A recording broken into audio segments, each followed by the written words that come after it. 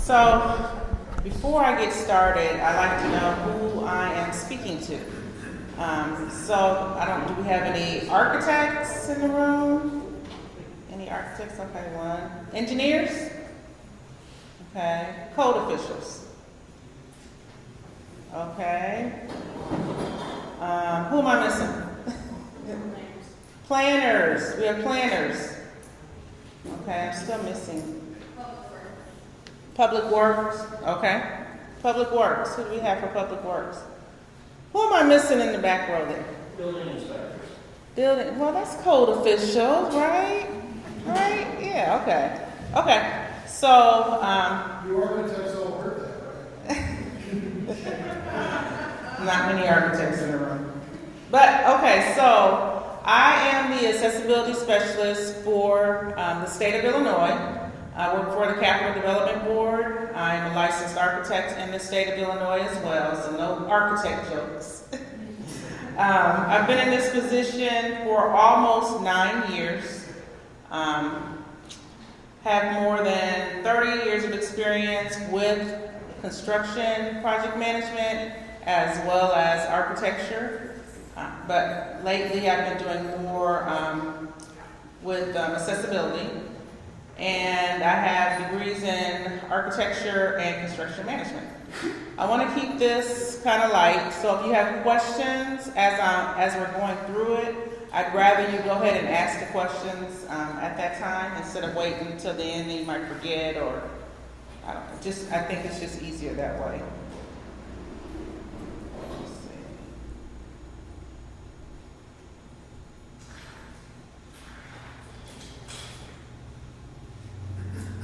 So the arrows don't work. How do I get to the next?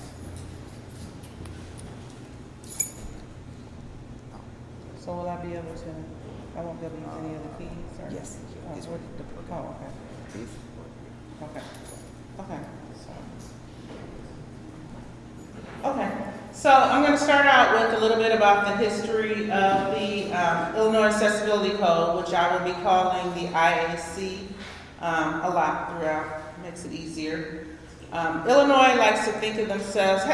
First of all, has anyone ever been to an overview presentation that I've done for the IAC? Anyone here? Okay, I thought you looked familiar. Okay, so some of this is a repeat for you, but Illinois likes to consider themselves pioneers with regards to accessibility. As you can see from the first one, the standard specifications for facilities for the handicapped. That took effect in September 5th of 1968, and that was around the same time that the Architectural Barriers Act took effect, which is for buildings altered or leased with federal dollars, and that was in August of 1968. August was way before ADAG, or the Accessibility Guidelines, federal regs. Accessibility standards, then we had the Accessibility Standards Illustrated. That came out in 1978. After that, we decided to put it all together and make it a code. So we have the two accessibility codes prior to the one that we're using now, and that was 1998 and 1998 and the other one took effect 1997. I'm sorry, 1988 and 1997. And now the code that we use is the 2018 Illinois Accessibility Code. This took effect on October 16 of 2018. That's when it was approved by the Joint Committee on Administrative Rules, and has been in effect since then. So a lot of people like to ask, or they'll say, we haven't adopted the Illinois Accessibility Code, so is that something that we have to use? Because of the Environmental Barriers Act, which is the legislation that states that you are required to use Illinois Accessibility Code, you are required to use Illinois Accessibility Code, whether you adopt it or not. You really don't even have to adopt it because it is the law. So with the 2018 IEC and the Environmental Barriers Act, it is the force of the building code and it is the law. So a little bit about how we put together the IEC and how it relates to the 2010 ADA standards for accessible design. What we did was we took the 2010 ADA standards for accessible design, or ADAC, and we used that as our base. And then we went through and anything that was more stringent in the IAC, we added that in. So when you look at the IAC, anything that's in italics is what's different from the federal regulations. And the idea of this is that if you are following the IAC, you should also be in compliance with the federal regs. Now, if you see something different or if you see any discrepancies, please let me know so we can get that corrected. But that was the idea behind all of that. Drink the water. Anything that's in italics in the IAC is what's different from the federal regulations. And there should be a note in the front of the book somewhere that states that.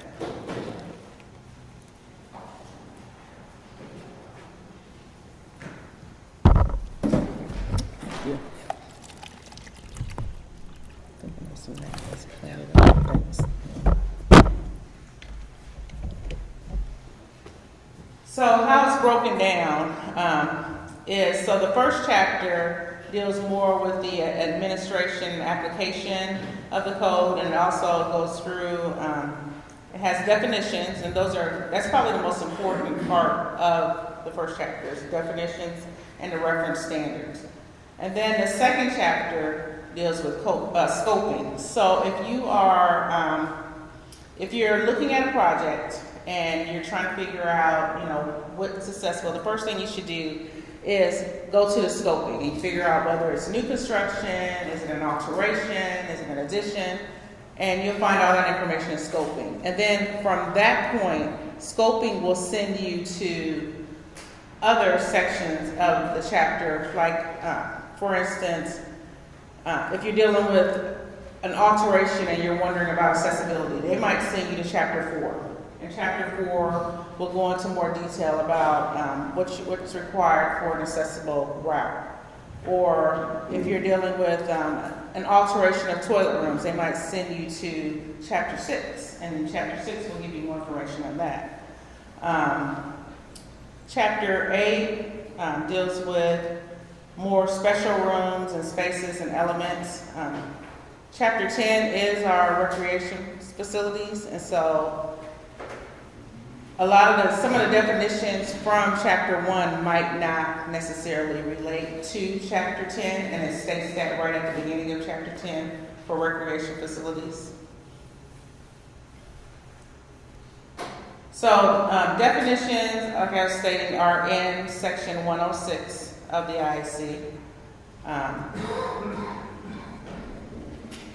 Most of the terms that are defined in this section are italicized as well, and highlighted as well throughout the text. So if you see words that you're not sure what the definition is that we're meaning specifically for the IEC, you'll want to go back and reference section 106. If there are terms that are not defined in section 106, then you'll use you'll use what's defined by the collegiate dictionaries for those terms. I know, so I'm thinking, one question that I get a lot is a level. Like, what's considered a level? Is a rooftop, and I'm probably using this probably a different term, but is a rooftop considered a level or not? And according to our definition in the code, it is. A rooftop is considered a level. I think I actually will get to something more on that in one of the examples.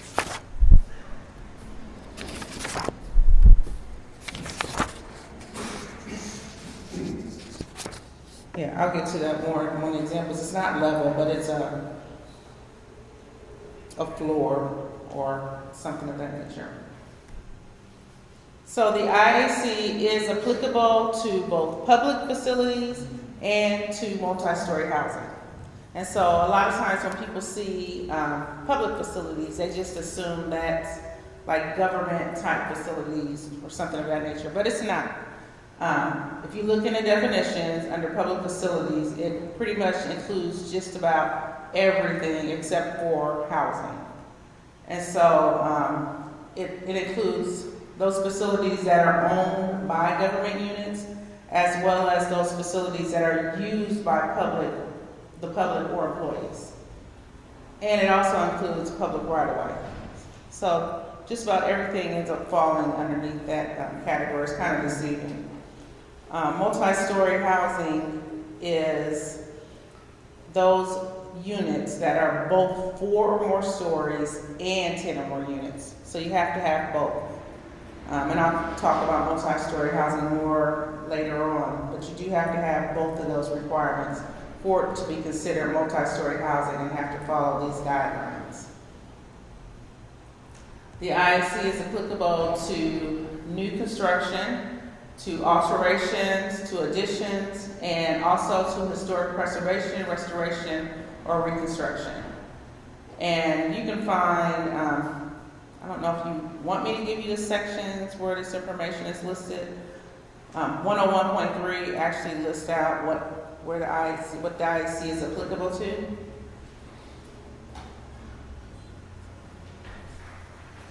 So CDB's role, or my role, is to interpret the Illinois Accessibility Code. And that's for project-specific interpretations. So I don't typically answer questions for if you just send me something general, like, oh, what would this be if that, unless, typically it's project-specific, unless it's on a specific section of the code. And as far as enforcement goes, this is another way that Illinois is unique. I don't think there's any other state that actually has enforcement of an accessibility code, but it's enforced by the Disability Rights Bureau of the Attorney General's office. So if you ever have anyone that has complaints with a property, they can contact the Attorney General's office and they investigate all complaints. They have offices in Springfield as well as in Chicago. And I have their contact information at the end of this presentation. So as far as minimum requirements, this can be found in section 101.7. So any governmental unit may enact more stringent requirements to increase and facilitate access to the built environment for individuals with disabilities. And so those can't be random. They have to be something that is written within your policies and has been approved and accepted. You can't make them up as you go along, but you can have more stringent guidelines. Do you have any examples of what that might look like in a community? So she asked were there any examples. One example would be for the accessible parking fines. You can increase those fines up to a certain amount, but you can't go $1,000 or anything. But and that's written in the code. There's a maximum amount that you can use for that. I guess also you could say require more accessible parking spaces than the code actually requires as well. So section 101.9 talks about statement of compliance. And that's required for all projects that are greater than $50,000.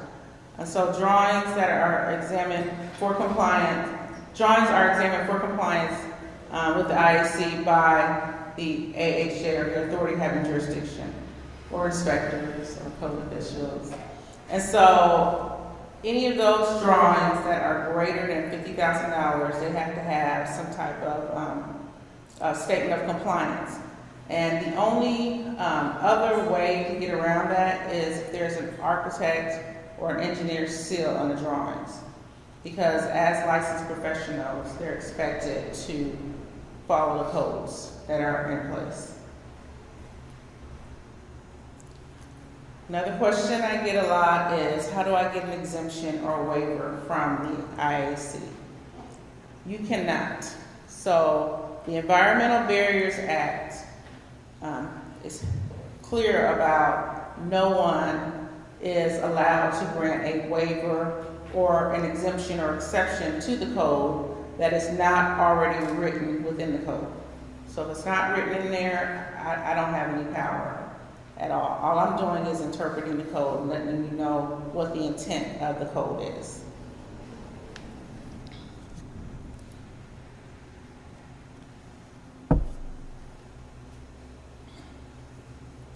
So, different from the 2018 code versus the prior code, there's a lot more ranges written within the code instead of absolute dimensions. So, as you know, for instance, a water closet has to be 16 to 18 inches to the center line from the wall, and that's a range. And that's the one that, since there are ranges that are written within the code, there's no leeway for it at all, because there's ranges that are written within the code already.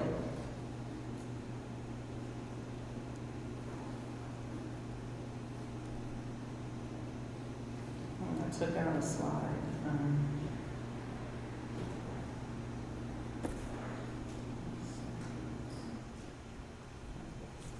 Okay, so, but there are still some absolute dimensions that remain in the code. For instance, shower transfers, transfer showers, those are absolute dimensions. Section 104.1 talks about construction tolerances. So, there are construction tolerances that can be used.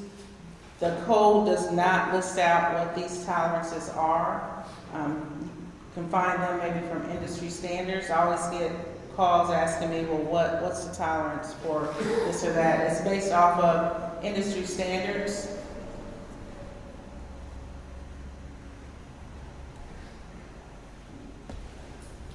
So section 104.2 talks about percentages and ratios. So where provisions specify a minimum number of elements or spaces as a minimum percentage or proportion, you round up to the next greater whole number. Wherever there's fractions or remainders that occur.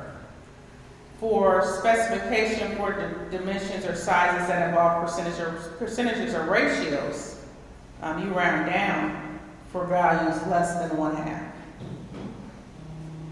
And that again is in 104.2.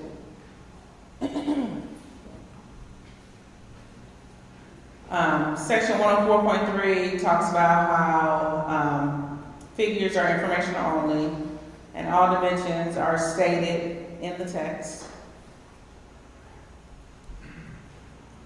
And section 105.2 talks about the reference standards that are in the code. So with these reference standards and the IAC and the Environmental Barriers Act, that's all a part of the law. So as far as new construction, all areas must be accessible. Except, and there are some exceptions written in the code, and those exceptions are written within section 203 of the code. So you have some exempted structures or spaces written in 203, and they include things like employee work areas, and then there also can be partially scoped areas, and I'm going to go through these. So as far as construction sites, structures that are directly associated with actual processes of construction are not required to be made accessible. Raised areas like lifeguard stands or fire towers or prison towers aren't required. Limited access spaces. So those are spaces that are accessed only by ladders, catwalks, and crawl spaces, or very narrow passageways. Machinery spaces, and those are spaces that are only used by service personnel for maintenance, repair, or occasional monitoring. Like elevator pits is a good example of that. Employee work areas. So, as with regards to employee work areas, they're required to be constructed and designed so that individuals with disabilities can approach, enter, and exit the space. So the turning radius is not necessarily required for employee work areas. And they're also required to be served with an accessible means of egress. There is an exception, and this is in 203.9, for employee work areas. If it's under 300 square feet, elevated 7 inches, then it's not required to meet the guideline, this guideline as well. This excludes, of course, raised courtroom stations. Another one of the exceptions, this is 203.9, single occupant structures. They're accessed only by below-grade passageways or elevated above standard curb heights. And an example of this is toll booths.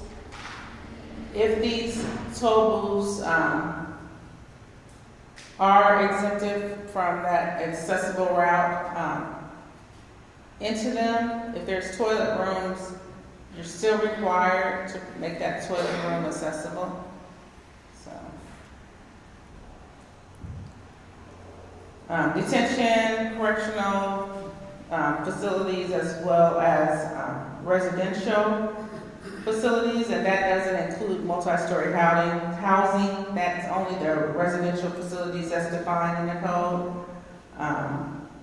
And so it's not for all the facilities, it's only for those units that are not required to be accessible. So for those cells that are not required to be accessible, then you don't have to provide the accessible route to that area. Or for those units that are not required to be accessible or adaptable.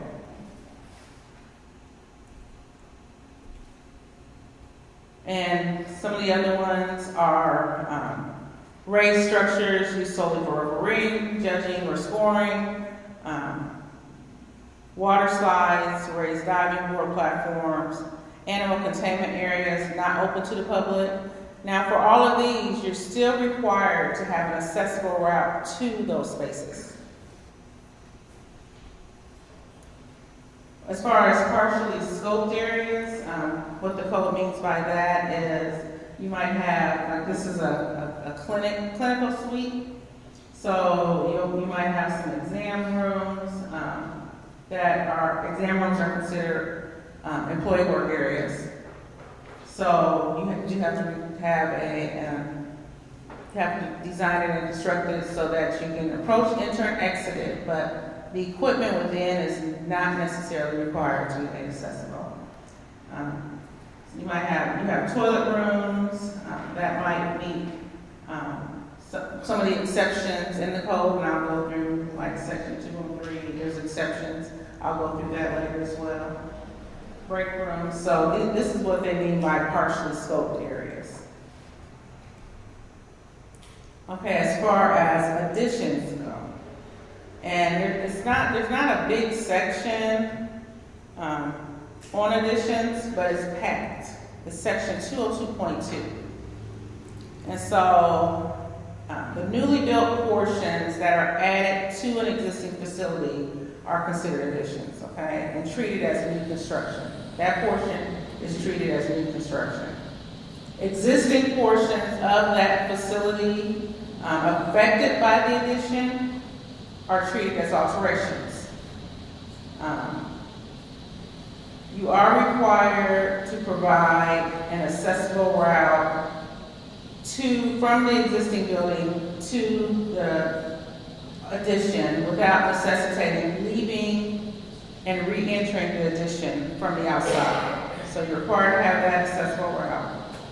And section 202.2.1.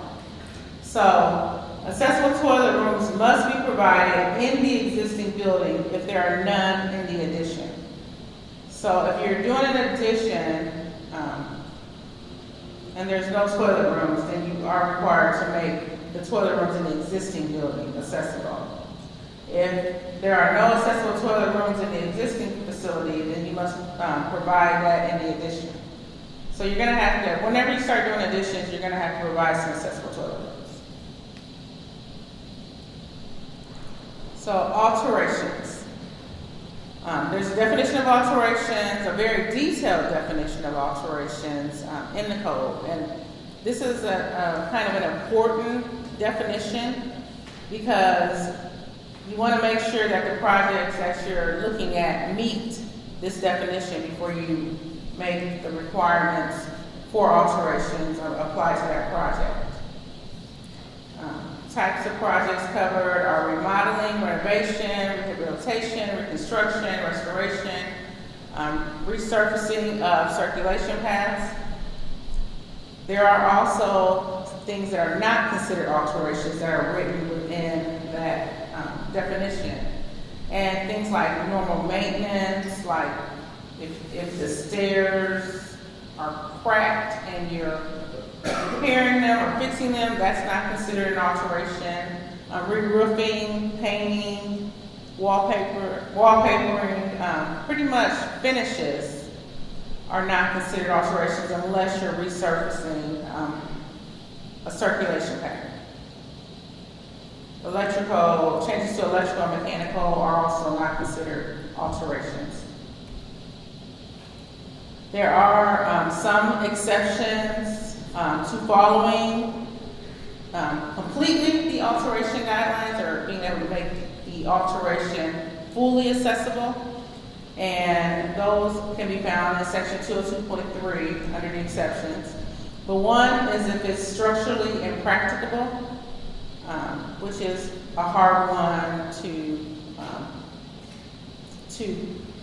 actually impose because it really has to be something with the terrain, you're going into well. I mean, it has to be real. Then there's a full definition of that in the code. If it's technically infeasible, then you're not required to make. You're only required to make it as accessible as you can. Multi-story housing, and that's under under 202.3. That is under one of the exceptions for alterations. And historic buildings. So an example of technical infeasibility is if you are required to make this toilet room accessible, but if it impedes on life safety with regards to the minimum egress width, then you can't move that wall. And then you have the stairs, which is also part of egress, you can't move that wall. So you're going to be required to just make it as accessible as possible. If there's a plumbing chase there that's not being touched, you're going to be required to make it as accessible as possible. Felicia, Yes. a couple slides back when we were discussing additions, the phrase in there was effects or could affect. I don't understand the distinction. Can you give me examples of that could affect the usability? That was under Additions. additions? Okay. Let's go to that section.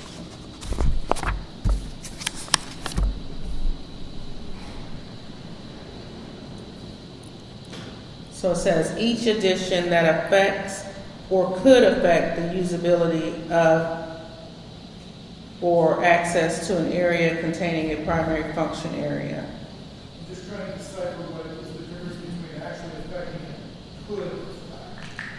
I've never had that question. Okay. And I don't have an example for you because I've never had it. But, no, I just don't. Okay. The access board actually might, because this was taken straight from ADAG, the access board actually might have some information on this on their side. So if you called me and asked me that question, that's where I would go.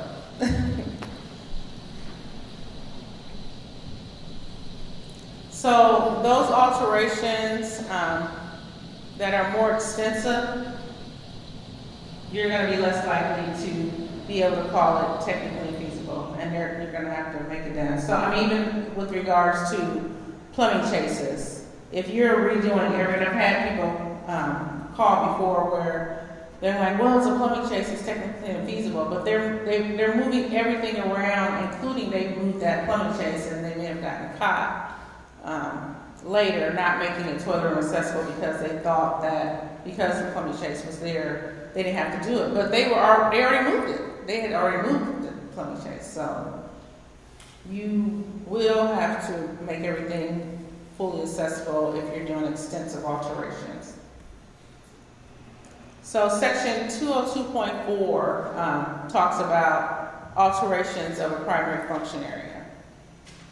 So what it says is that if you're altering a primary function area, and buildings can have, alterations can have more than one primary function area that you're altering. You're required to make the accessible route, you're required to make it accessible up to 20% of the overall alteration cost. So what that includes is, I don't know if I took those slides out or not. Okay, I didn't. Okay, so if you're making alterations, say to a school, and you're altering a classroom in that school, then you're required to make it accessible up to 20, the accessible route comply up to 20% of the overall alteration cost. So additional funding needs to be added to that project to make that accessible route comply. So those alterations may provide an accessible path of travel to the altered area will be deemed disproportionate if it exceeds that 20%. And the reason that, if you look at 202.4, it's actually page 20, when we took this from the federal guidelines from ADAG, we had to kind of add some things in because they have some other regulations and CFRs that they had in theirs that we don't have. But people were always asking, well, what does that mean if it's disproportionate? That's what it means. The disproportionate part is if it exceeds 20% of the overall alteration cost.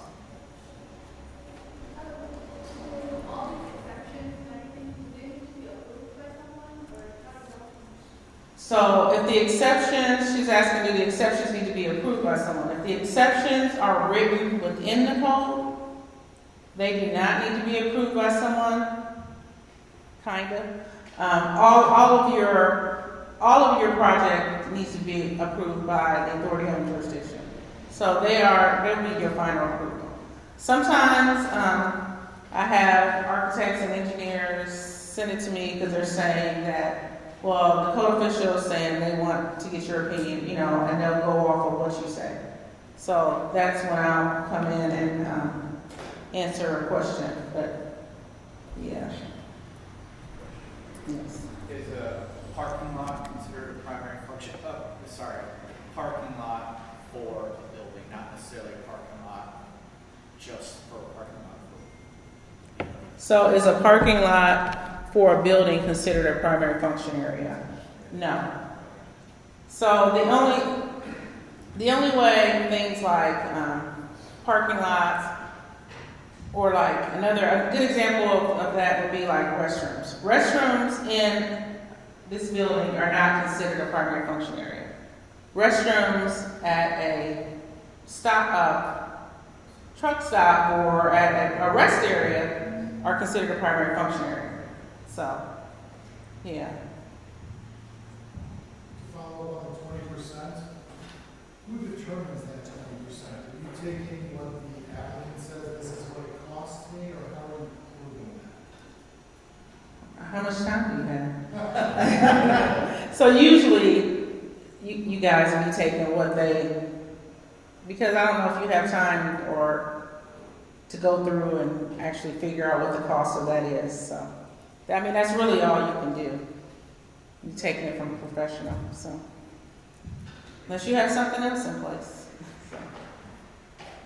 As far as prioritization of what should be done with that 20%, you typically want to start with, and this is taken right from the CFRs from 28 CFR 35.15 from the ADAG.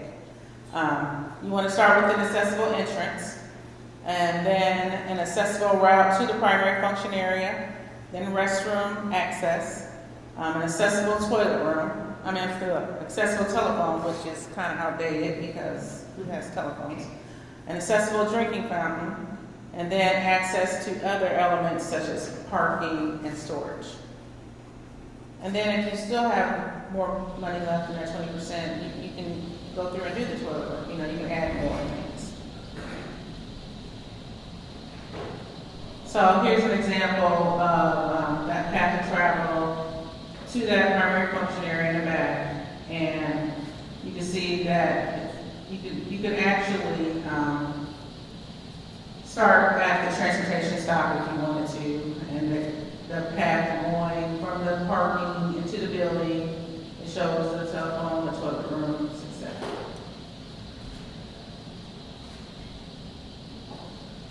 Section 202.3.1. You cannot decrease or have the effect of decreasing accessibility. And so, I would say a good example of this is if you have a building with an elevator in it, and I've gotten calls, but they want to decommission it because they really don't need it.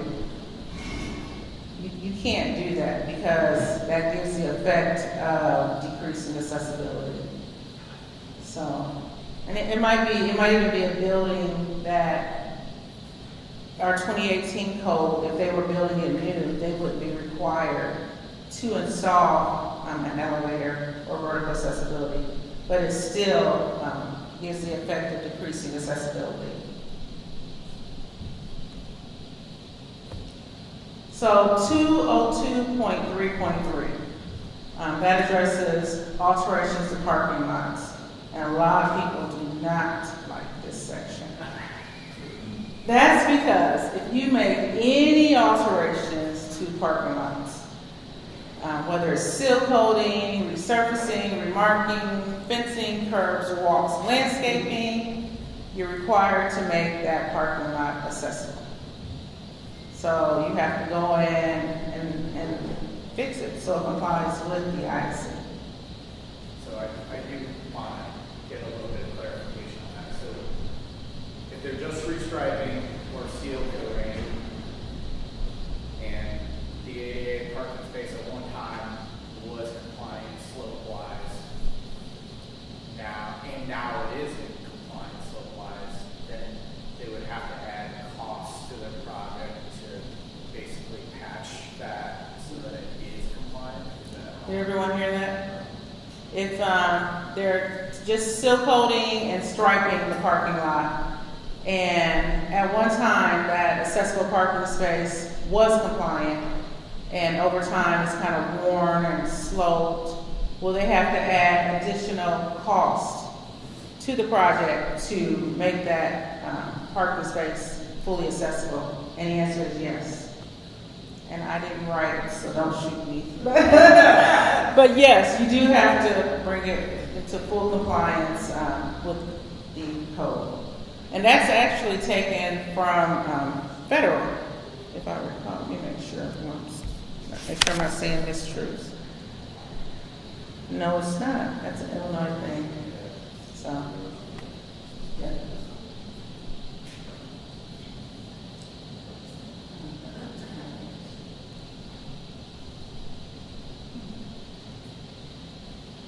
Why do I have this twice?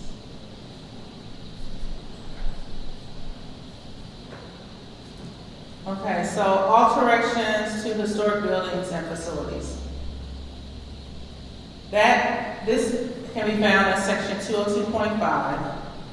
And one thing to note, because this gets confusing with the IEC, a lot of times people will look at section 202.5 and think that it's for, because it's under 202 still, they think that it's for all alterations.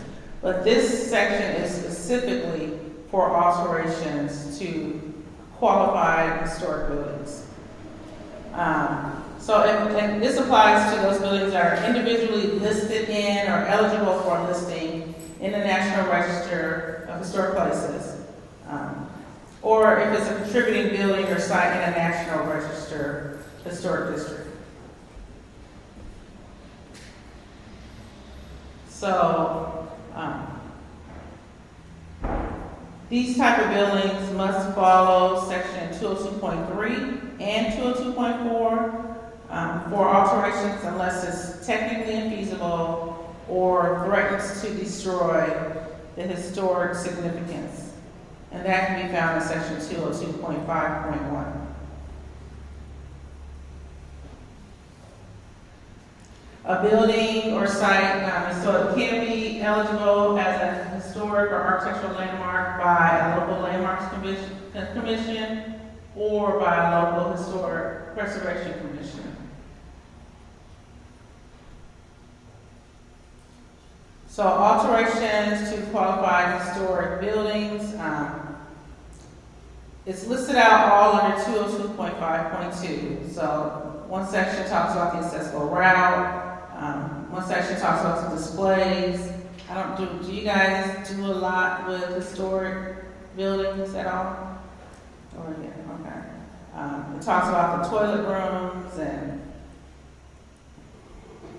the portion about the toilet rooms,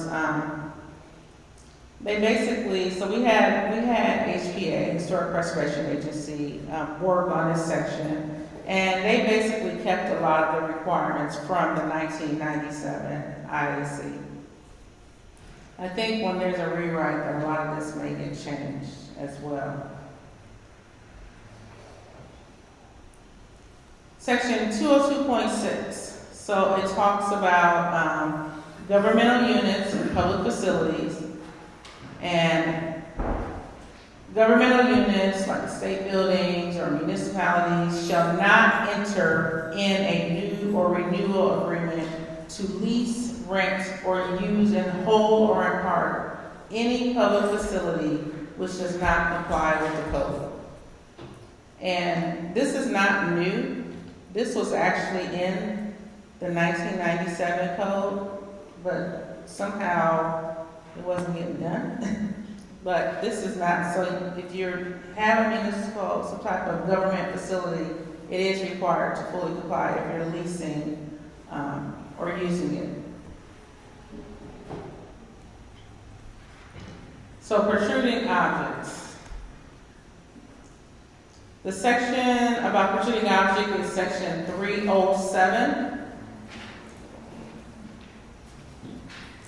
And things that would be considered protruding objects would be like that fire pit in the back by the door, or like sconces or handrails, cabinets, drinking fountains. Those things are all considered protruding objects. Even those pilasters probably considered protruding objects. So the rules for protruding objects are if they project from walls with their leading edge between 27 inches and 80 inches above the finished floor, they cannot protrude more than 4 inches into walks, halls, corridors, passageways, or aisles. This is for interior and exterior, and it's not limited to just, again, hallways and corridors. It applies to circulation paths in rooms and spaces as well. One of the exceptions to this is that handrails can protrude 4.5 inches maximum. If that leading edge is below 27 inches above the finished floor, the objects can protrude any amount.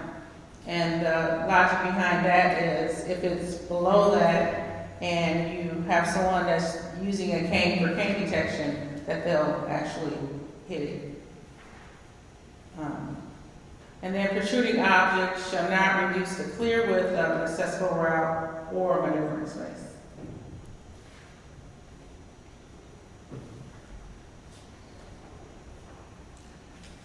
So section 307, again, this is just an example of what's considered a protruding object.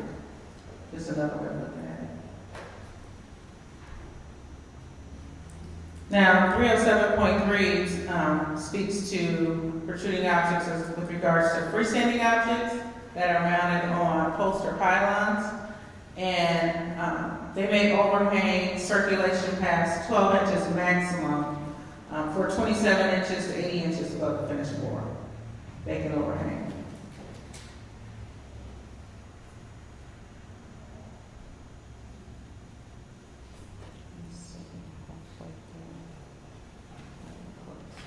Okay, so 307.4 speaks to vertical clearances, and that's 80 inches.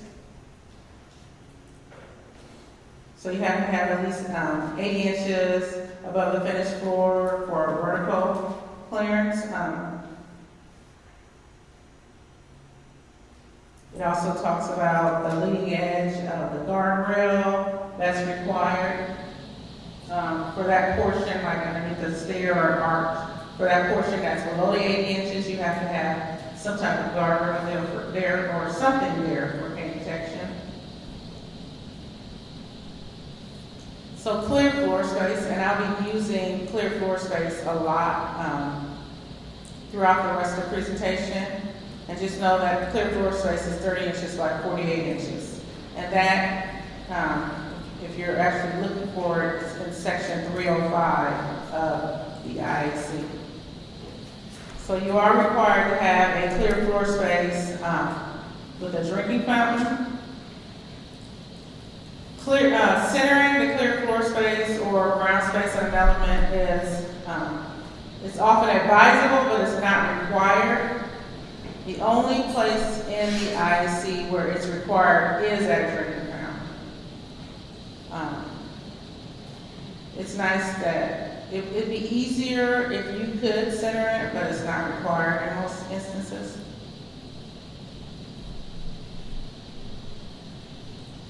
And then this is just an example of how the clear floor space can be designed in different situations. So I mentioned turning space earlier. Section 304 addresses the design of turning spaces. So you can have either a circular turning space or you can have a T-shaped. Either one is acceptable and they're required. And this is a list of where they are required. In toilet and bathing rooms, patient rooms, saunas, steam rooms. And I am going to give you all and myself a 10-minute break. So we'll come back here about, maybe let's make it 15. We'll come back here about 10:10.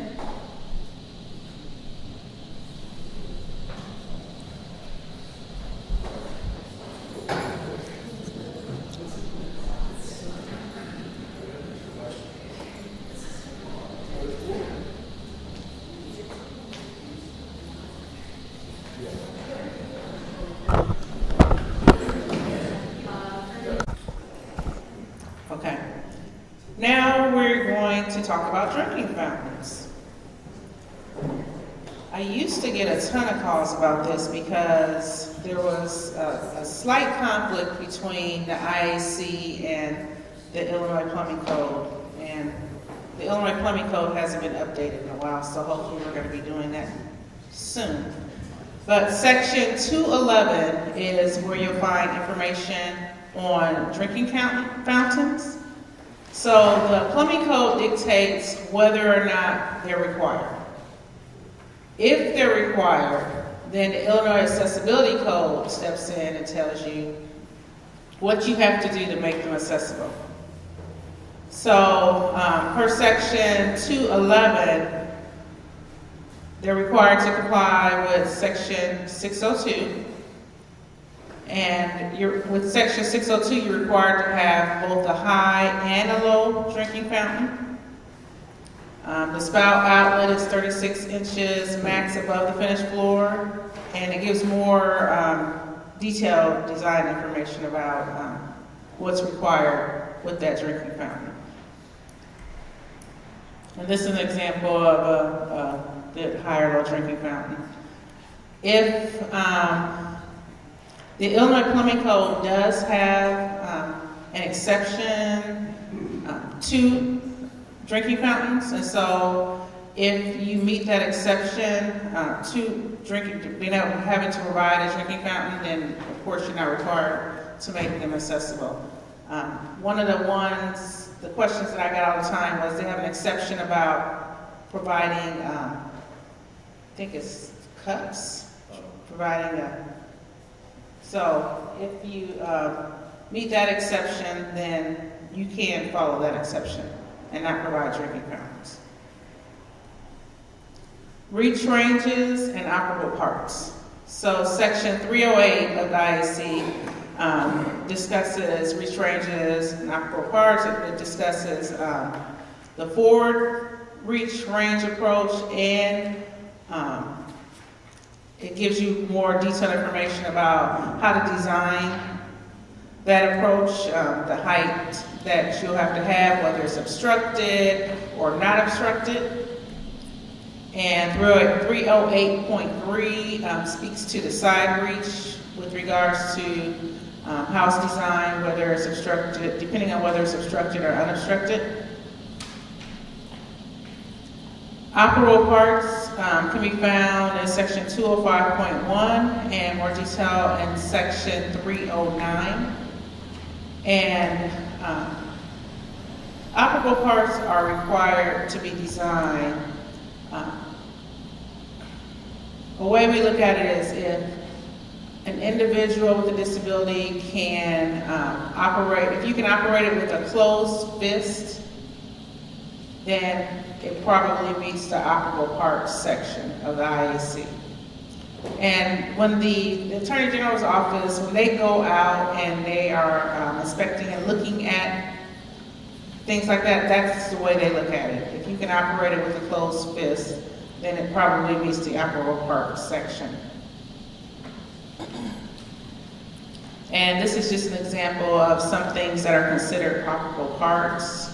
You have the appliance like the stove handles, you have the faucets on the sink.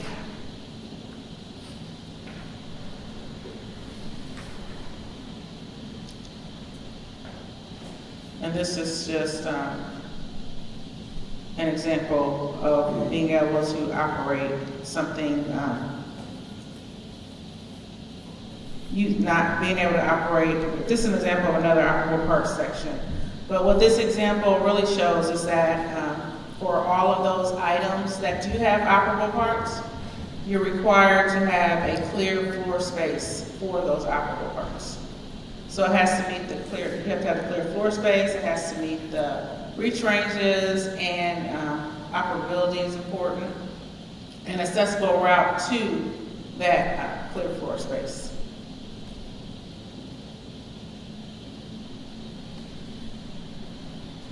And this is kind of a repeat of the reach ranges, but again, with operable parts, you're required to meet the reach ranges for those operable parts. And the reach ranges we discussed a few slides back. Knee and toe clearances for the operable parts are also required, and those can be found in section 306. So accessible routes. Information about accessible routes can be found in section 206. So you're required to have an accessible route at site arrival points, whether that's in a parking lot or a transportation stop within the site, between stories, spaces and elements, and it also outlines specific spaces and what the requirements are for accessible routes. For instance, like restaurants, or performance areas, employee work areas, etc. And this is an example, and I showed something similar before, of the different accessible routes and what these requirements would apply to for the different accessible routes. So you'll need at least one accessible route to the building entrance, and that includes the streets and sidewalks, from the transportation stops, from the parking, and from a passenger loading zone.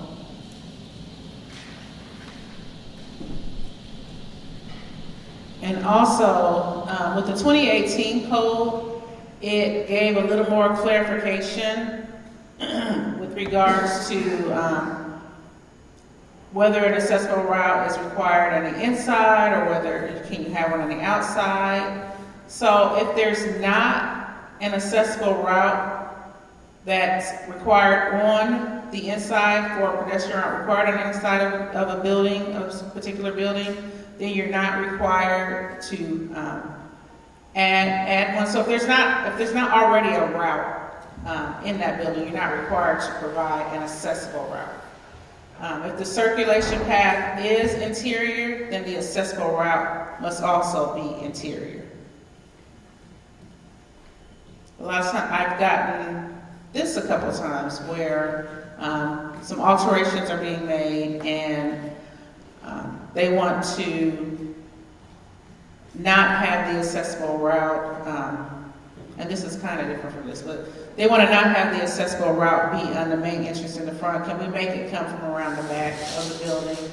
No, you cannot. So if you're required to make that entrance accessible, then it needs to be the same entrance that everyone is using, unless, of course, technical feasibility comes into play.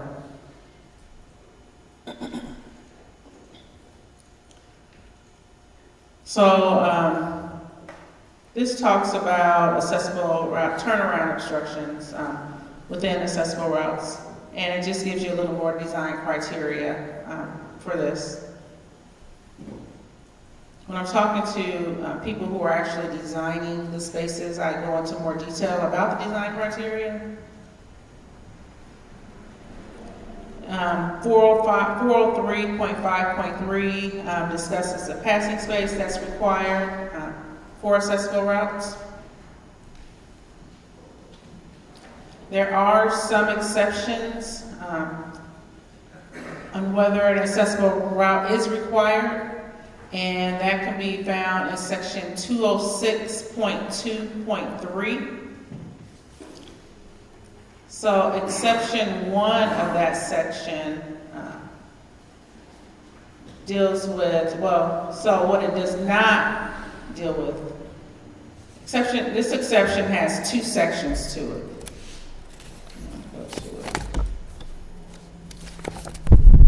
But what people miss when they're looking at this exception is what it's not applicable to.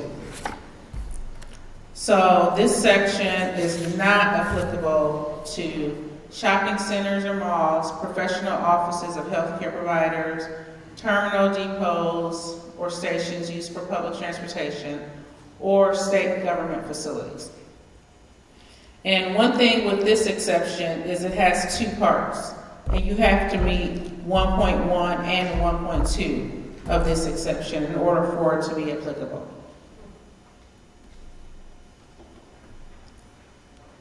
So some other portions that are exempt or accepted in the code in 202.3, our detention and correctional facilities have some exceptions written within it.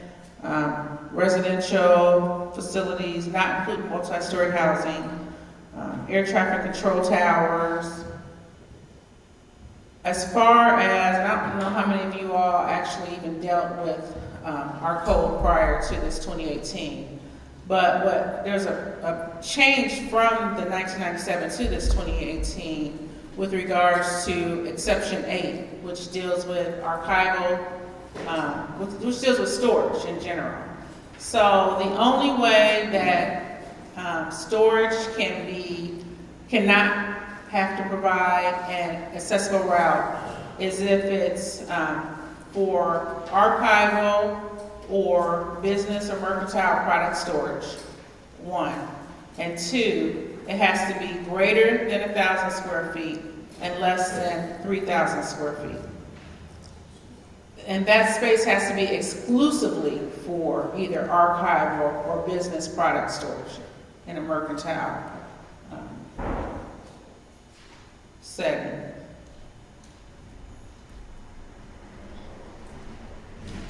Section 206.2.7 addresses press boxes. And this is also fairly new to this 2018 code, even though it was put in legislation prior to this, but it was actually written within this 2018 code. And so if the aggregate area of all the press boxes serving a playing field or assembly area is 500 square feet or less, an accessible route is not required. And aggregate area applies to, if there's multiple press boxes, all of those press boxes have to be within that 500 square feet. What else to note on this?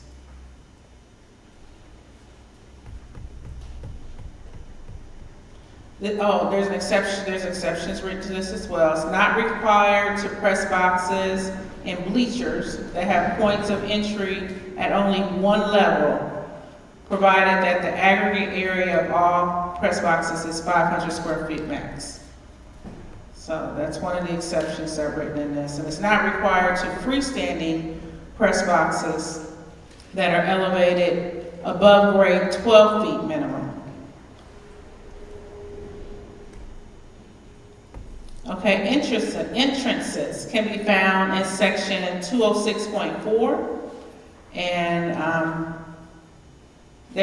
those entrances will also be required in more detail with section 404. So at least 60% of public entrances are required to comply. At least 50% of public entrances for multi-story housing are required to comply. Also, you're required to have direct access from parking structures, from all parking structures. Direct access from tunnels or elevated walkways. Different fixed routes and transit facilities. Entrances to different tenant spaces. So if you have some of those strip malls, all of those entrances for the strip malls are required the tenants in the strip mall are required to be made accessible. And for restricted or secured entrances, at least one is required to be made accessible.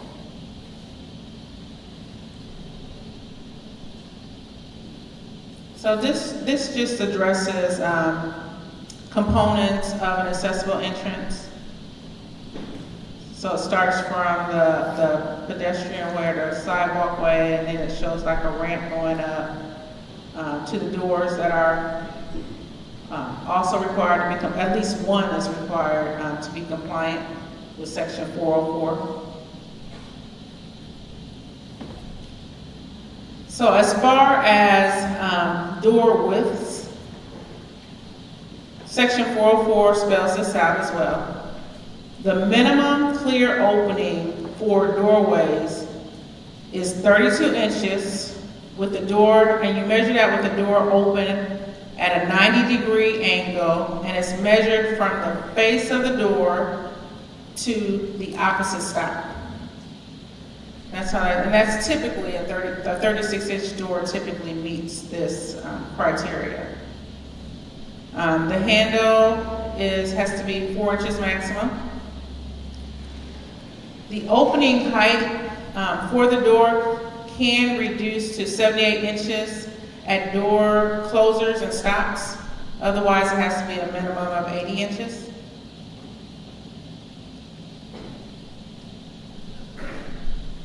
And there are a couple of other exceptions written in that section as well. 206.8 has an exception that speaks to security barriers with regards to an accessible route. So where security barriers incorporate elements that cannot comply, like metal detectors or accessible, or maybe the roping that goes with the metal detectors, then accessible route is permitted to be located adjacent to the security screening device. So that is one of the exceptions that's written within that.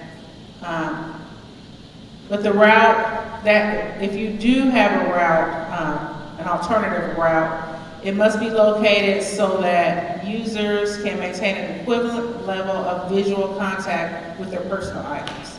So you can't take someone completely away from their items that may be going through like a belt way that's screening their items.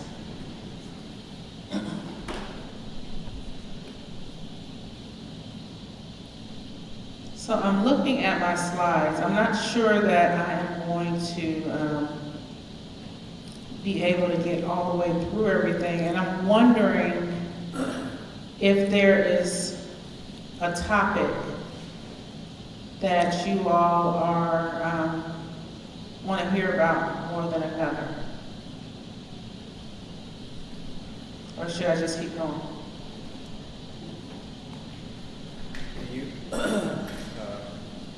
Are you looking ahead as far as how you're going to handle if ProWag does get put into law, like how you're going to adjust the AAC? So the question was, am I looking ahead as to if ProWag gets put into law, how we're going to adjust the IAC? ProWag, which is the Public Right-of-Way Act, is in law now. So, and I initially assumed that once ProWag, once the federal guidelines adopted or approved ProWag, that I was going to have to change the IAC.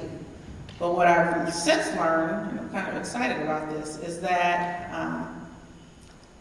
it's not a part of the ADAG.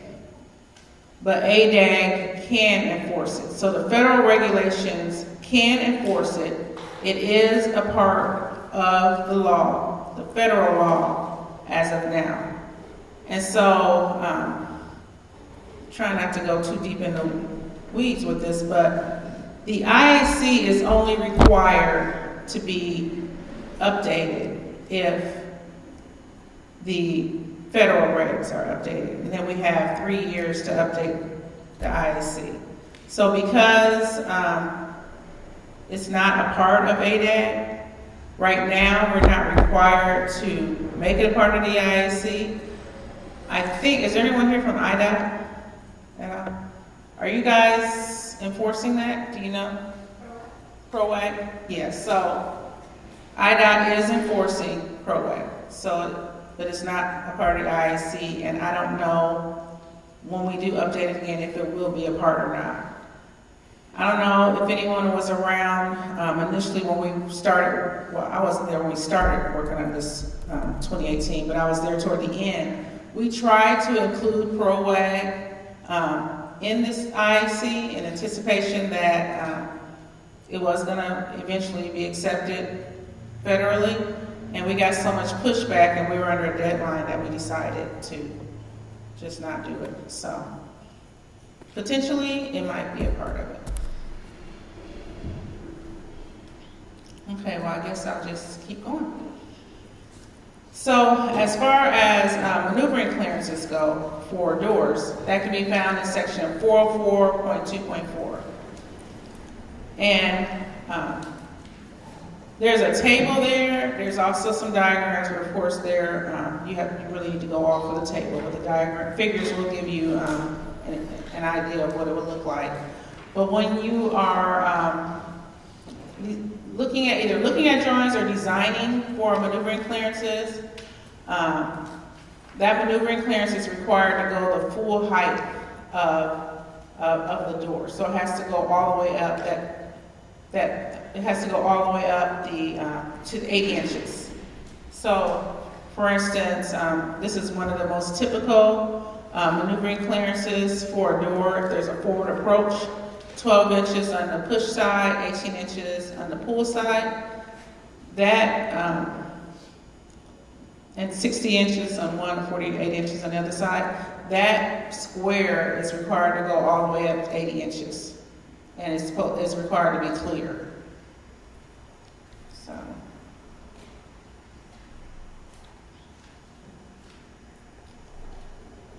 So the maneuvering clearance is measured from the wall, but cannot be offset more than 8 inches from the face of the door.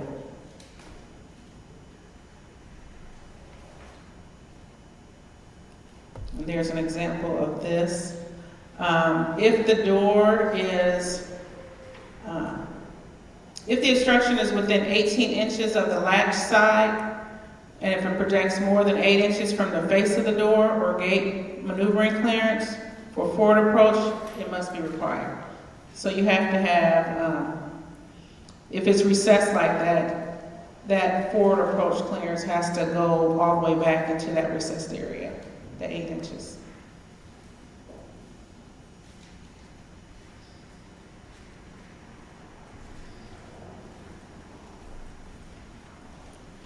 And this shows the 8 inches. If it's greater than 8 inches, then that maneuvering clearance has to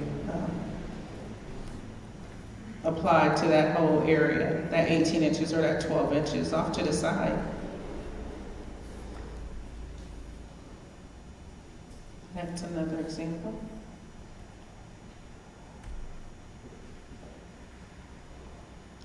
So the wheelchair space at the controls is required to be outside of the door swing. Controls are not required. But if they are provided, the code does address what is required for those controls. And you are required to have a wheelchair space to get to those controls. And that's someone was asking earlier, what type of things could a local municipality require? That's one thing that they can require, maybe at entry doors, some type of automatic opening could be required. I don't know if you'd be able to get that through, but yeah. So if you have controls that are adjacent to the wall, you need to make sure you provide those outside the door swing. The clear floor space for the wheelchair outside of the door swing. 403.5.1 addresses walking surfaces and the minimum separation between, 32 inches, 36 inches is the requirement for any walking surface. That's the minimum requirement for any walking surfaces. You can make it smaller at certain intervals for a certain depth. And 403.5.1 and its exception deals more with that. As far as thresholds goes, section 304 addresses that. So a quarter inch is your maximum vertical. If the changing level can be a ½ inch maximum, and if so, it needs to follow the guidelines of the second picture. As far as surfaces goes, that's addressed in section 302.1, and it's been vague, it's still kind of vague. Surfaces must be firm, stable, and slip resistant. So, like loose materials generally are not compliant unless they're properly treated.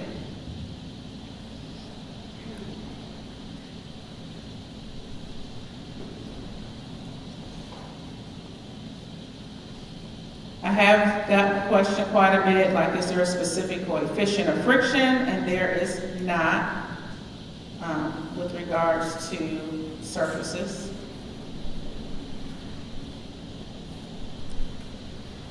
Carpet, as far as what the requirements are for carpet for an accessible route, can be found in section 302.2.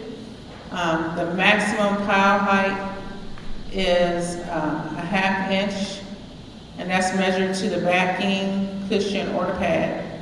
So,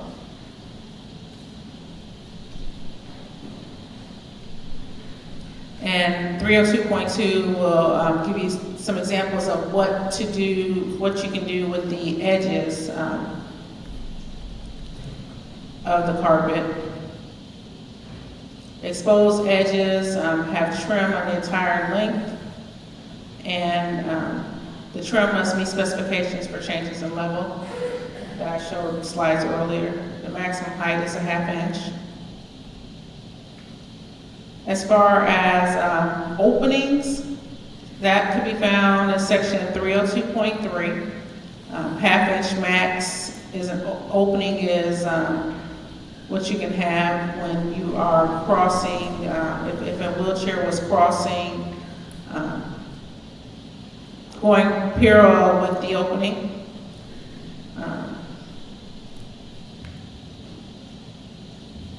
So elongated openings, like those of most grades, must be oriented so that the long dimension is perpendicular to the wheelchair.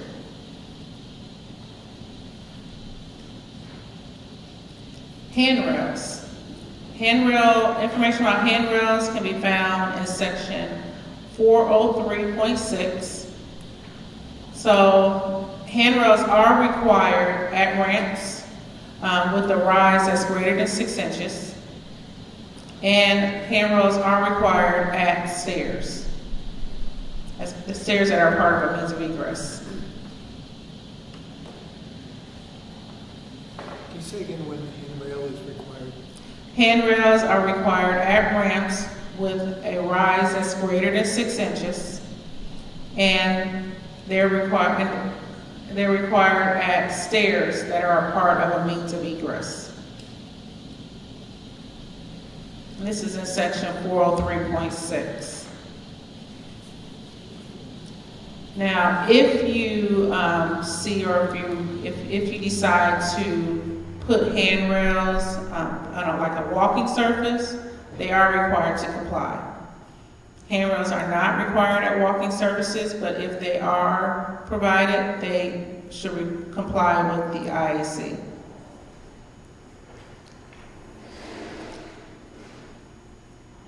Sometimes you see those handrails in elevator cabs. They are not required to comply. And the gripping surface must be continuous. The full length and the top side cannot be obstructed. So the code does talk about portions of the underside that can be obstructed, but the top side cannot be obstructed. So as far as more about handrail design, it's in section 405.8, 1.5 inch minimum clearance, knuckle clearance. The diameter gives a range between 1.25 and 2 inches, and that applies to the outside diameter.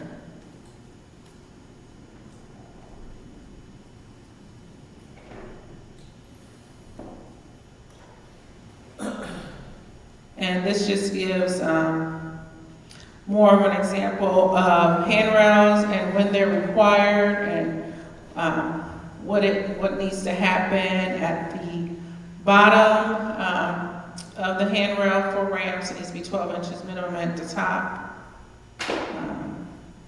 The landing width needs to be at least as wide as the width of the ramp.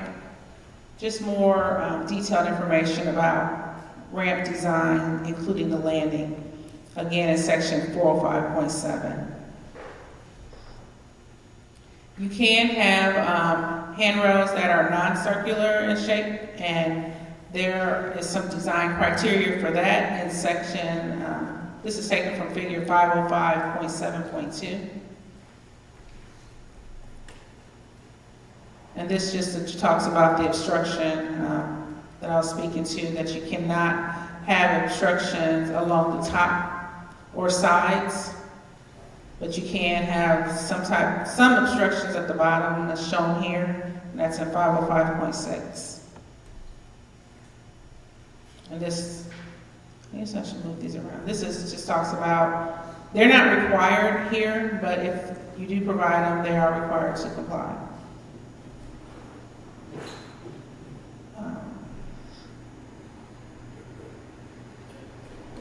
More information on designing ramps. So, curb ramps. Information about curb ramps can be found in 406.4. So the curb ramp minimum width is 36 inches.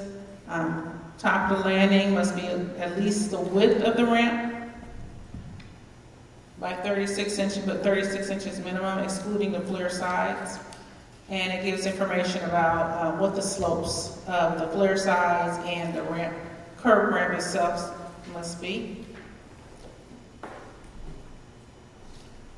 And a lot of times you'll see that the curb ramps are designed where there is not enough space for a landing at the top, and it makes it difficult to use when you don't have that.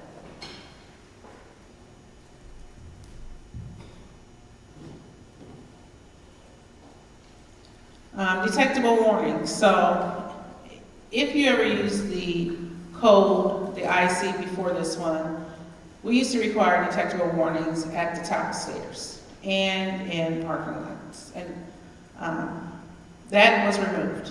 So detectable warnings are not no longer required at the top of stairs. They're not required on curb ramps. They're not required in private parking lots. Section 810.5.2 speaks to their where they are required, which is at transportation stops. As far as elevators go, section 206.6 gives you the scoping with regards to elevators.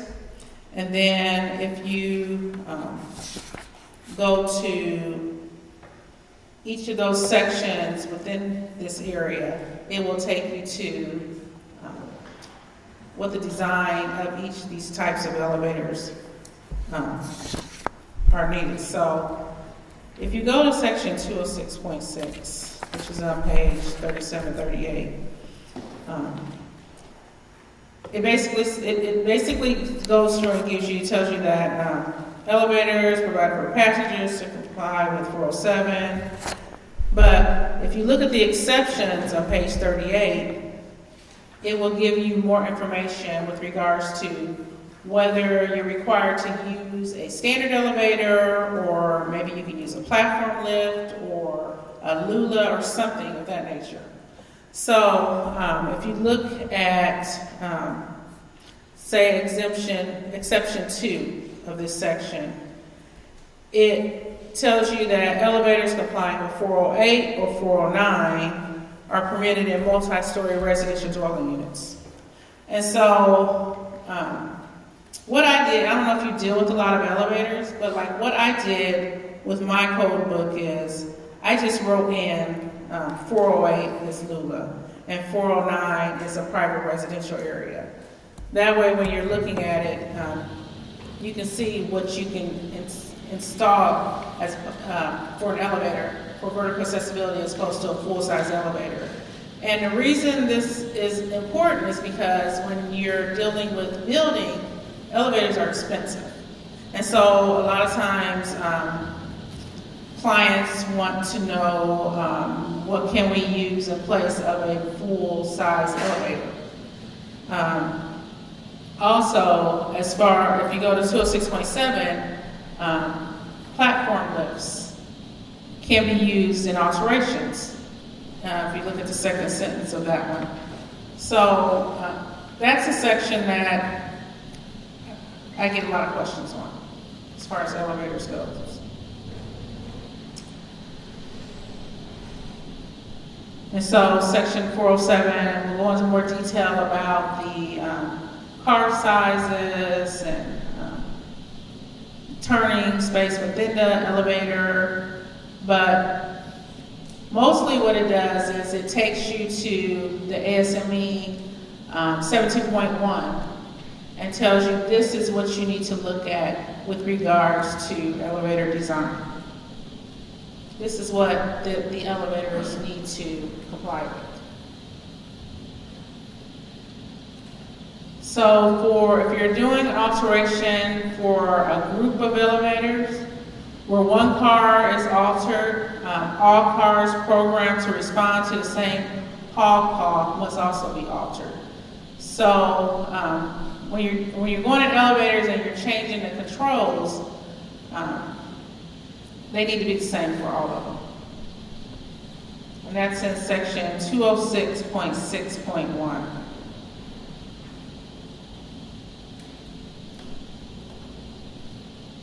So as far as a limited use, limited access elevator, it's allowed where standard elevator is not required. It's allowed as an alternative to a platform lift. You can use it in multi-story housing buildings or in residential dwelling units. And then, of course, private residence elevators are only allowed to be used in residential dwelling units. Platform lifts, they're allowed at performance areas, speaker platforms, wheelchair spaces in assembly areas, judicial spaces, where there's existing site constraints, you can also use them. Felicia, Yes. have you ever consult fire departments on elevator requirements or firefighters?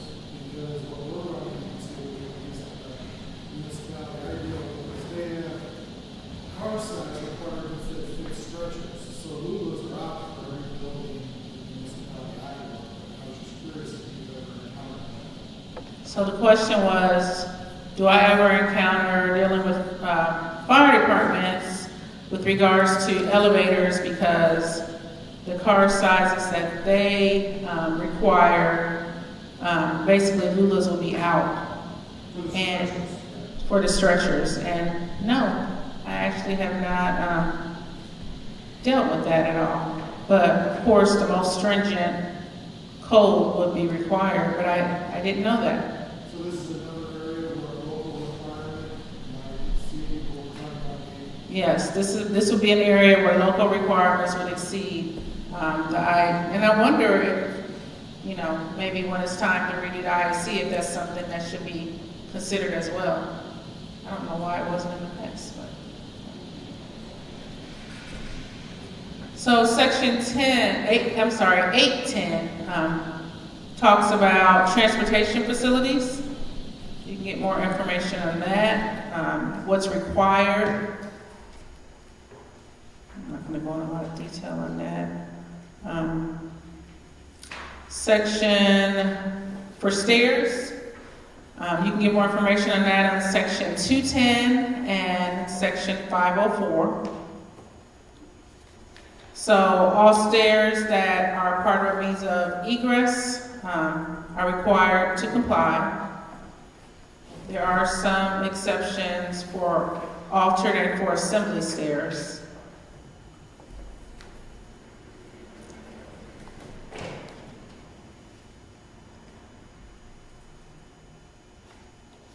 As far as the requirements for steps, there is a range for that now. So it's 4 to 7 inches for the rise and 11 inches minimum for the run.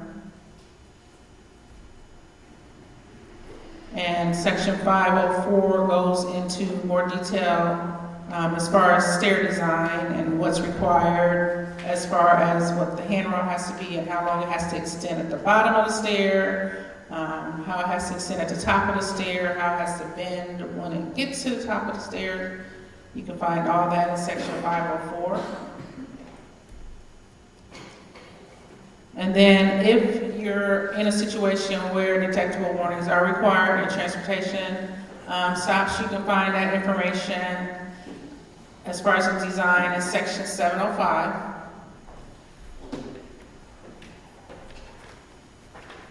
And like I said previously, they are required on transportation stops like boarding, platform edges, curb ramps covered by DOT standards, pedestrian at-grade, rail crossings, and boarding and alighting areas. And I said that this before I jumped ahead. They're no longer required at the top of stairs.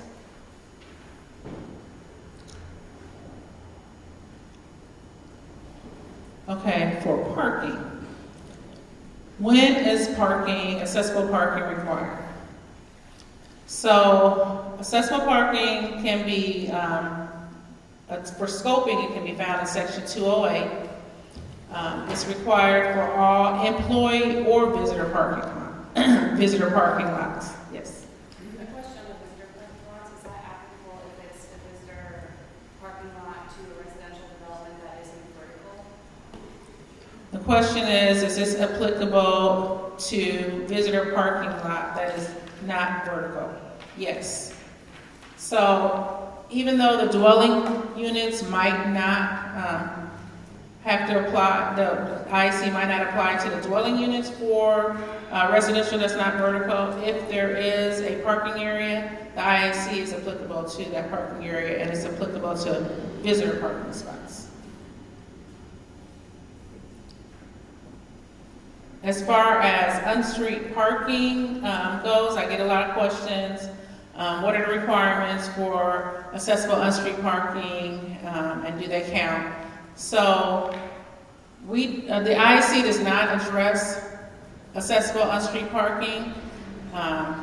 So the IEC only addresses parking lots, and so they will not, if you did do some on-street accessible parking, that will not count towards your count for accessible parking spaces in parking lots. I believe IDOT does have some guidelines with regards to what the requirements are for accessible on-street parking, but again, they would not count toward the IC count for accessible parking spaces. So where should accessible spaces be located? It's going to be found in section 208.3.1. And it must be located on the shortest accessible route from parking to an accessible, from an accessible parking space to an accessible entrance.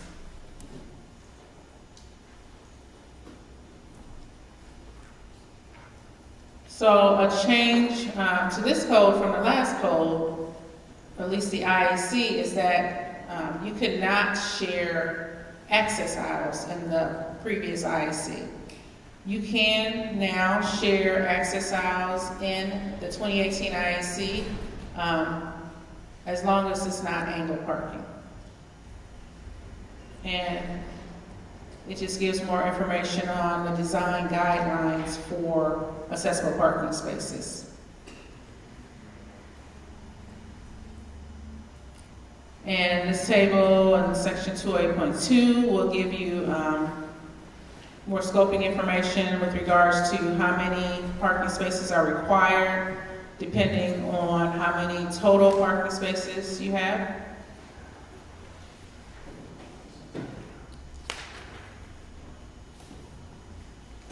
So just to clarify, and I don't get this question very much anymore, but I used to all the time. There's an exception written in section 208.1. It says that parking for buses, trucks, delivery, and law enforcement vehicles and impound vehicles are exempt.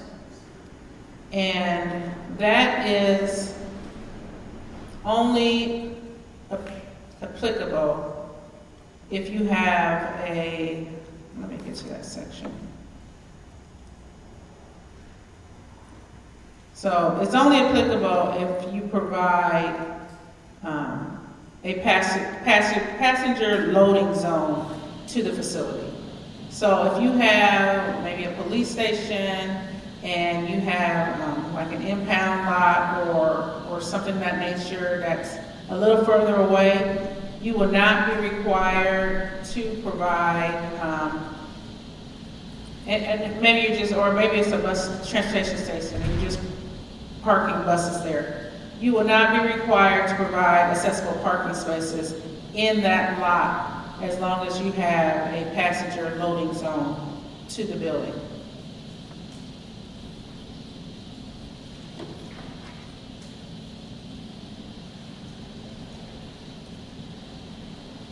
So I added a frequently asked questions section in the back, and I don't know if I addressed this, so I will address this now.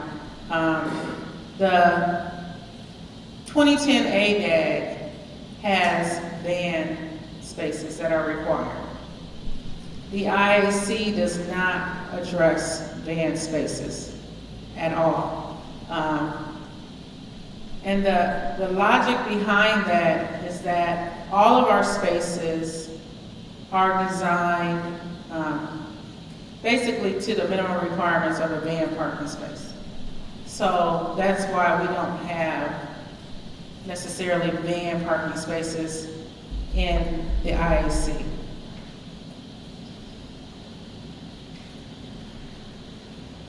As far as parking signs, section 502.6 is where you find the requirements for this. It's an R7-8 sign.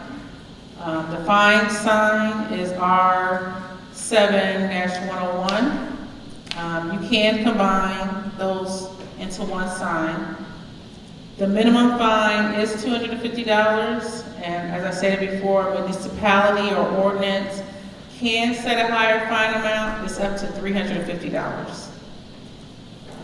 The sign shall be vertically mounted on a poster wall at the front center of a parking spot.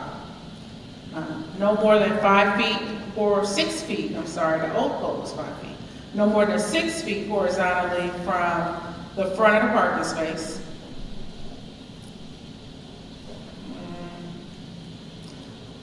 You have to make sure you design it so that the sign cannot be obscured by any other vehicles.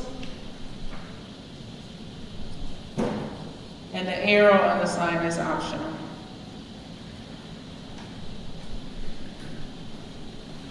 .21 addresses passenger loading zones and when you design them, how often you're supposed to have them, when they're required. Just more detail on that. Good question. Yes. So this kind of goes back, but regarding the signage and maybe painting of a space, I see sometimes different ones are yellow or sometimes they're blue with white. What is the standard? So the question was regarding the signage and painting of an accessible space. Sometimes he sees blue, sometimes he sees yellow. What is the standard? Section 50, it is yellow, and I'm going to tell you where to find it. Section 502.3.3.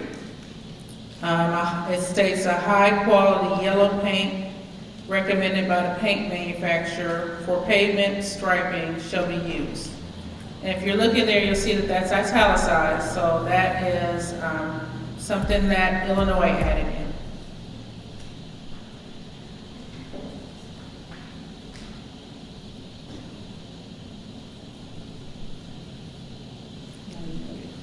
Okay, so toilet rooms. Section, so I'm not sure if you're familiar with this exception, but if you look under section 213.2, exception 4, access, if you have non-gender, and I used to say same gender, but now that the laws are changing rapidly and we're trying to keep up, you have single-user, non-gender toilet rooms that are clustered in a single location. Only 50% are required to be made accessible. So if you are, that word clustered is not defined in the IAC, but the way that when the Attorney General's office goes out and they're making their assessments on that, what they say is if you can stand in one location and see the doors to those toilet rooms, then those toilet rooms are considered clustered. So you can see the two at the top, and on the second row, the one there, those three are considered clustered. So 2 of those will be required to be made accessible. If you go down to the bottom hallway, there's 5 toilet rooms that would be considered clustered. So 3 of those would be required to be made accessible.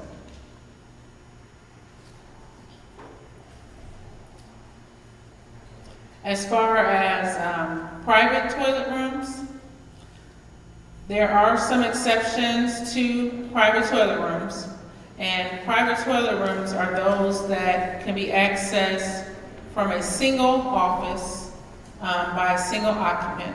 So you can't have 2 offices or 2 people from 2 offices that can access it. And the exceptions for that toilet room are kind of scattered throughout the different sections.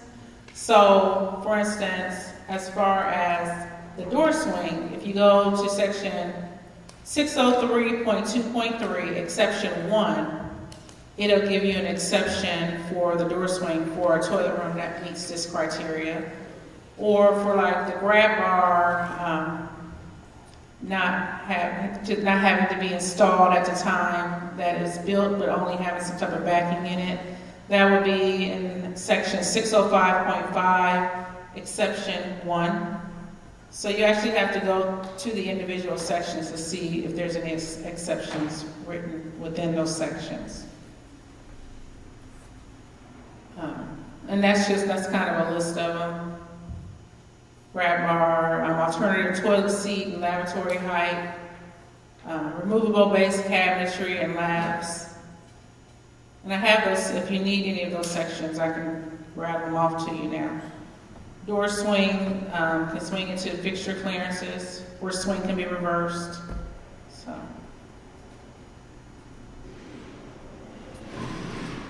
I already discussed this, the toilet range 16 to 18 inches from the face of the wall.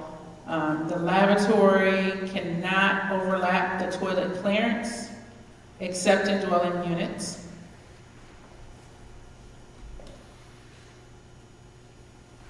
So at one time, we used to be able to do this, but we no longer can. The lavatory clearance can overlap the water closet clearance. So the clearances can overlap, but the clearance for that toilet cannot overlap the actual lab.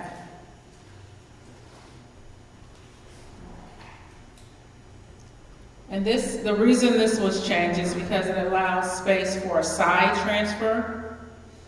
And that's just an example of what that would look like. This is what you do not want to do because you don't have any space for a side transfer. Fixtures can be recessed. There's an exception written in section 604.5.2, exception 1. And if you do this, you just have a shorter, a 24-inch grab bar. That's allowed in this scenario. The door maneuvering clearance can swing in as long as it's outside of the fixture clearances.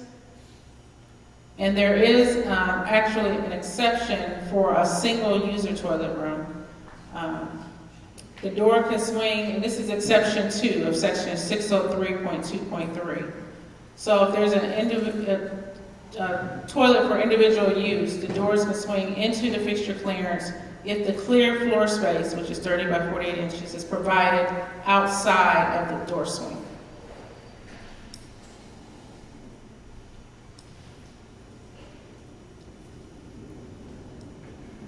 I am going to just kind of go through some of the toilet room slides, and if you have any questions. I got a lot more in here than I thought I did. That's just showing the overlapping.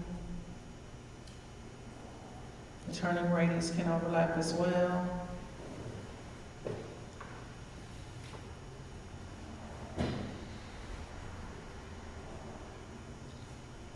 So section 604.8.1.1 just shows you what the clear floor space for toilets are, depending on whether it's a wall-hung toilet or a floor-mounted. Gives you the height of the toilet, gives you a range.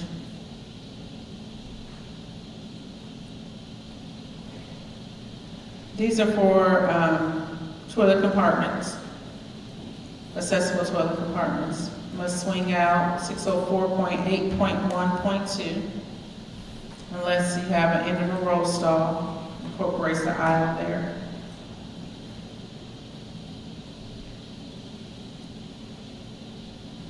This shows the toe clearance that's required underneath the actual stall.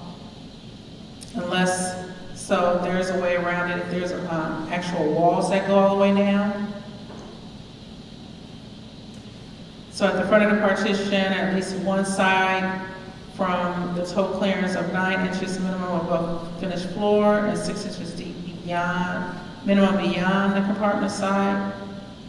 If the compartment is greater than 66 inches, so if there's like walls, then the compartment has to be greater than 66 inches for the toe clearance.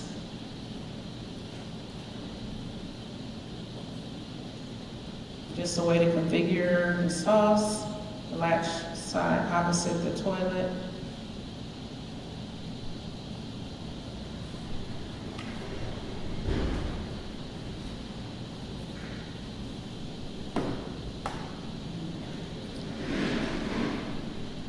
So, stalls with more than one plumbing fixture are treated as toilet rooms. So if you have, a lot of times you go and you have the compartments, and you have the accessible compartment that actually has a lab in it and a toilet in it, then the design of that actual stall needs to be designed just like as if it was an individual toilet room. And you'd still be required to have an accessible lab outside of the toilet, that stall. So where there are 6 or more fixtures provided, you're required to have one that's accessible. And when they say fixtures, they also mean urinals. So if you have 5 toilet stalls and you have 1 urinal, then you'll be required to have one of those toilet stalls to be accessible. And then this is the ambulatory stall design found in 604.8.2. Grab bar design, that can be found in 604.5.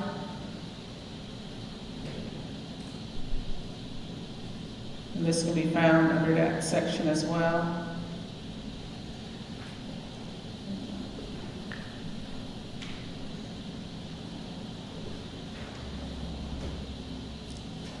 So if your jurisdiction is required to follow ANSI 117.1 as well, then you will be required to provide a vertical grab bar.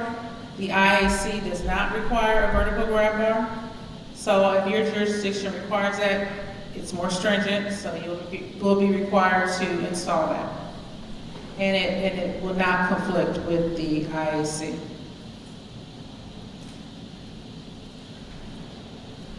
So as far as toilet paper, dispenser location, you can see 604.7, where it should be measured to. Common problem is with large dispensers with the grab bar. You really can't use them because the grab bar is in the way. So be on the lookout for that. If they're too low, That's not a good idea either, because you could fall off. So 213.3.3 of the IC under scoping, if you only have one urinal, then it's not required to be made accessible. But where there's more than one urinal, at least one is required to comply. And they give more design guidelines on designing urinals in section 605. So lavatories and sinks, as far as depths and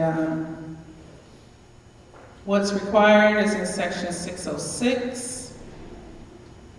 Knee and toe clearances, that can be found in section 303.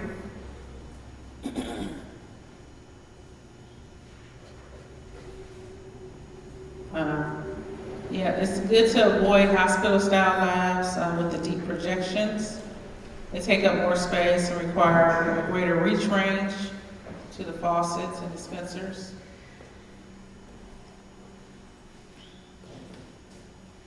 And 212.3 will give you more information on sinks.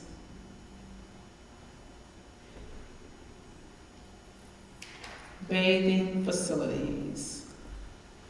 So section, for scoping, section 213.3.6 states that at least one shower or tub is required for all those facilities that are required to comply with the IAC. And you have different options for that shower or tub. That's a transfer shower, and as I stated earlier, those dimensions are absolute.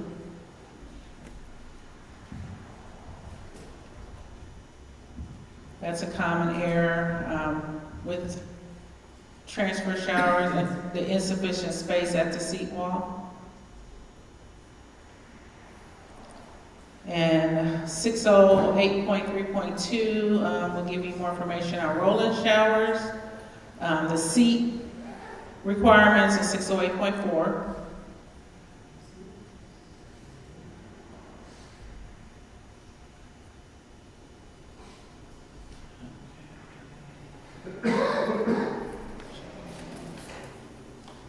Location of the controls is also spelled out.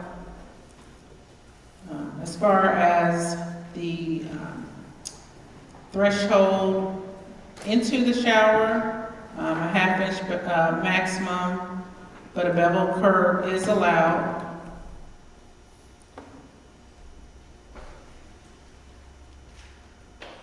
Gives you information about the shower spray unit, what's required, seat dimensions.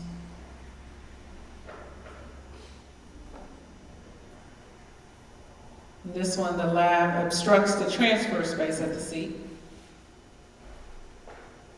And then 607 is going to give you information on bathtubs.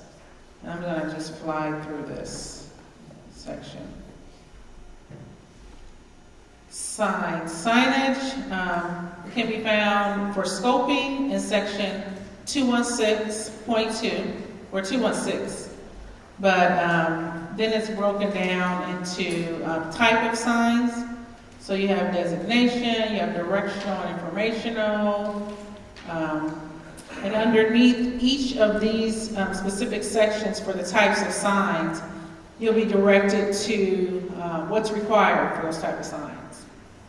So whether they're permanent room spaces or they're directional, they'll tell you whether you have to have tactile lettering on there, or whether Braille is required, or what's required. Raised lettering. So, let me see. As far as the location of the signage, it's to be located 48 inches to 60 inches maximum high, measured to the character baseline.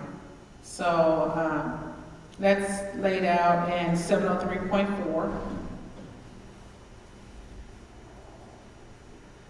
So like permanent room signs like this, if you go under 216.2, it states that it's required to comply with 703.1, which is visual and tactile characters that are required. 703.2, which is raised characters that are required, and 703.5, which is visual characters that are required. So, I guess I'm trying to explain for just about everything. If you start with scoping, it will get you to the details of what is required in those different design areas. And scoping is chapter 2. Gives you information about the requirements for the pictograms.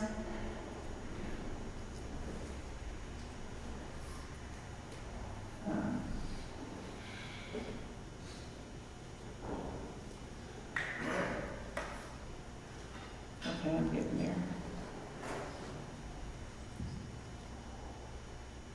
So section 703.4.2 will give you information on location of signage, depending on the type of door, whether it's a latch side door or not.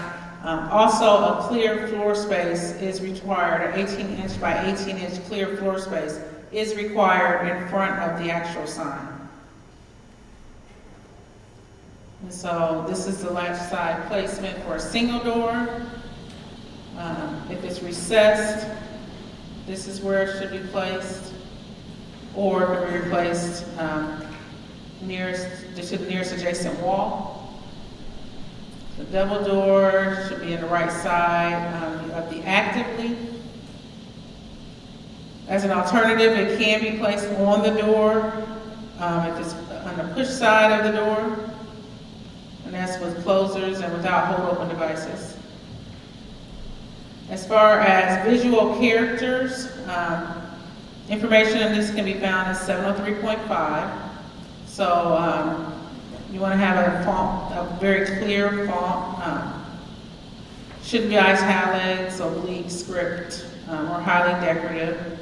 So fonts like Arial, Helvetica, Times New Roman, or something of that nature are good fonts to use. They're clear and easy to read.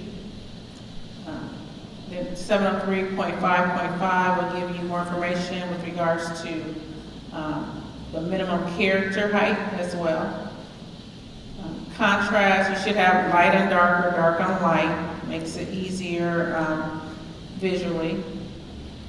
And these are poor examples. And I'm going to skip through lodging, but information on lodging facilities and guest rooms can be found in section, the scoping is in 224.4.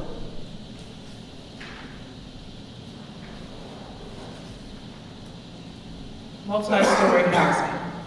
So multi-story housing are those buildings or that housing that is both 4 or more stories and 10 or more units. So if you have a 4-story building and the bottom level is some type of commercial and the top 3 levels are residential, and there are 20 units in those 3 stories, that will not fall under multi-story housing. Therefore, those dwelling units are not required to be made accessible. So it has to be 4 or more stories of dwelling units and 10 or more units. When you have this, when you do meet the criteria for multi-story housing, 20% of the dwelling units are required to be adaptable, and the criteria for that is laid out in section 812 of the IC. And the definition of what's adaptable, if you look in 233.6.5.1, it gives you more information on what's an adaptable unit. Yes. So I think this is what you were maybe referencing at the beginning, but so if there's a 4-story building, the bottom is commercial, and the next 3 are residential, if the rooftop were to be utilized, then that would count as an additional story. Yes. Okay, so if you have a 4-story building, the bottom is commercial, the top 3 are residential, and then you use the rooftop does count as a story. I was referencing that earlier. It would not make the building necessarily multi-story if you're not putting dwelling units on the rooftop, but that is what I was referencing earlier about the rooftop being a story. And that might be different from some other codes you're looking at as far as the definition of story, but per our definition in IAC, that rooftop will be considered a story, not a level. So, thank you.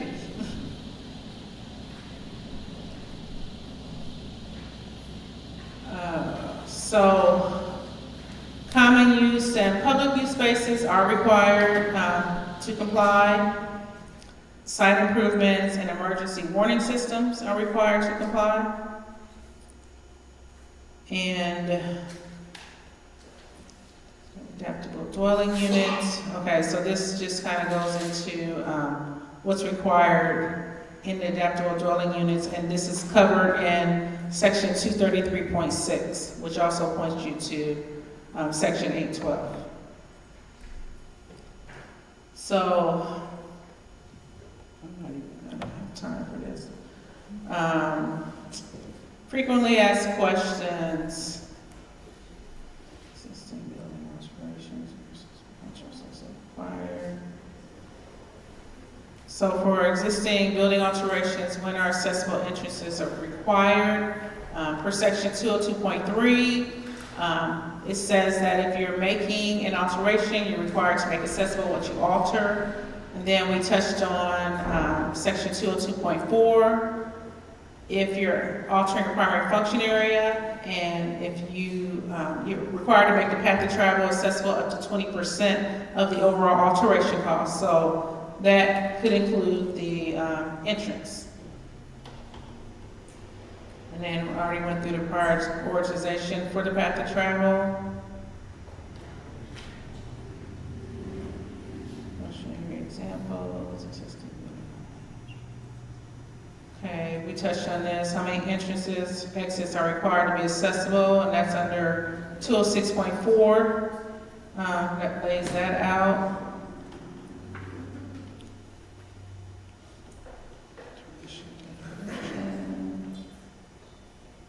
Yeah, so toilet rooms are required to be altered if you are changing out plumbing fixtures.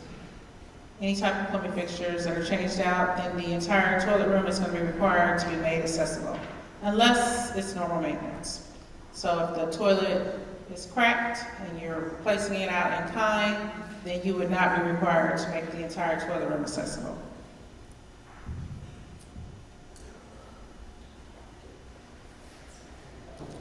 Vertical accessibility is required in alterations. If you are actually altering those stairs or that elevator or altering that accessible route, or if 202.4 primary function area, path of travel, if that applies. Feasibility, so technical and feasibility, there is a full definition in there. I often get emails that says, is this technically infeasible? Is that technically infeasible? I often refer the designer back to the authority having jurisdiction, because they make the final call on that. They're there, they can actually see what that designer is referring to. But I can just give you information on what the code says. And bottle fillers, that's what I was talking about earlier. There is a substitution in the Illinois Plumbing Code that states that bottle fillers can be used. It's Title 77, Section 890.720F. Whenever a drinking fountain is required by this part, bottled drinking water or water dispensing faucets may be substituted for a drinking fountain. That's Illinois Plumbing Code. All I can do is point you to it, but I am not authorized to interpret the Illinois Plumbing Code. But if that's the case, and you're not providing drinking fountains, then you really don't have a question for me about accessibility.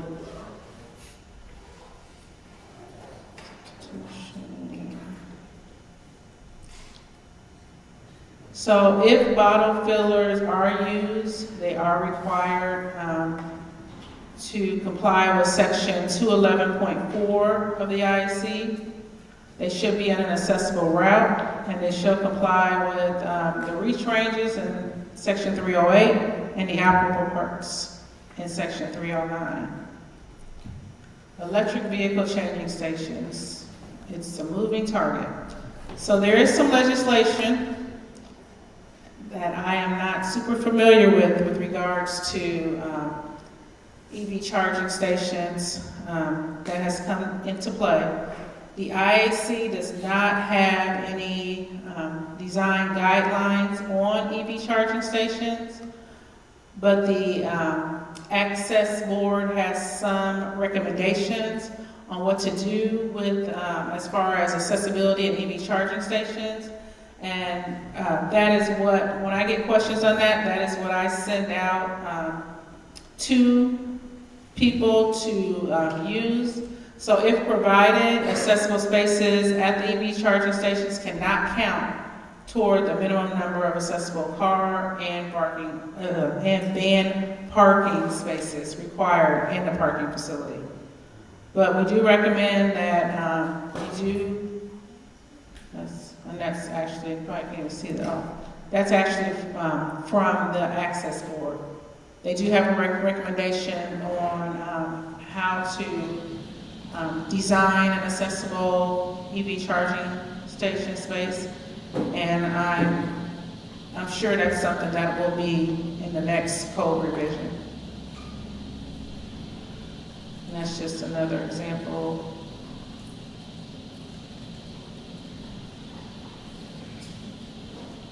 Okay. Contact information. If you need to contact me with regards to, if you need to contact, if you have a question with regards to ADAG and interpretation of the federal regs, you can contact Great Lakes ADA Center. As far as anything with regards to IDOT, here's their contact information. And I believe, are you guys going to end up having me send this to you to put on your site? Yeah, so this will be on their site, this presentation. If you have any questions or complaints with regards to IAC, the Attorney General's office, they enforce not only the IAC, but they also enforce the federal regs as well. So if you're north of I-80, it'd be the Chicago office, and south of I-80, the Springfield office. IDPH, if you have any questions with regards to the Illinois Plumbing Code. And if you have any questions for me with regard to interpretation of the IAC, this is my information. And questions? I know we've been doing a lot of questions throughout, so. Go back to the last slide. This one? Thank you. Yes. For bathroom signage, I'm not seeing anywhere in here where it goes, speaks to either male or female, and that's become quite a thing right now. It is. So but he was asking about bathroom signage and what needs to go on the sign, male or female. So that is an Illinois Plumbing Code issue. And just recently, I was appointed to the Illinois Plumbing Code Advisory Council. So I am really pushing, because I get this question all the time. So I am really pushing for, I think they're waiting for a few other people to get placed in the code, and then we're going to meet. I'm pushing for this Illinois Plumbing Code to get updated so we can add this, because they've had it ready for a while, and I don't know what the bureaucracy is over there, but they haven't been able to get it out, and I haven't been able to tell anyone anything, so I feel your pain. Yes. Can you clarify about the detectable warnings? You were saying that detectable warnings are not required at the end, in the parking lot Yes, so detectable, we want me to clarify detectable warnings and their requirements. They are not required at the top of stairs. They are not required on private parking lots. So it used to be that these accessible parking spaces that are right outside this door here, that if there's a ramp going to those spaces, detectable warnings would be required going to those accessible parking spaces. They are no longer required there. It's not in here, right? No, it is not in the requirements for them to be required. There are not in the Illinois Accessibility Code. So the only sections that address detectable warnings would be the transportation section, which is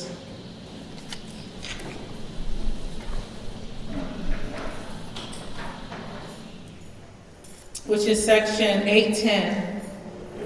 And then in that section 810, they would direct you to the actual design of detectable warnings. Questions? Thank you very much.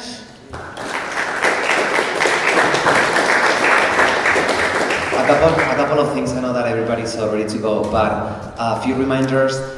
This will be posted online on CMAP's website, as well as all other trainings that we have been providing. Felicia, thank you so much for sharing your expertise. Oates Associates, thank you so much, because they have been also providing all these trainings. And with this training, the Illinois Accessibility Code concludes the third round of trainings. We are already working on the next round of trainings that CMAP will be providing. So now, more than ever, we need to hear from you. We need to hear what the challenges that your communities are experiencing, so that we know what content to put, what content to put together, so that we can share it with you. All this great, valuable knowledge, hopefully. So whether that is emergency preparedness, accessible trails, accessible engagement, any topic that you may want to see cover, please let us know, and we will make sure to offer some training in the future. Thank you so much for being here today. Thank you.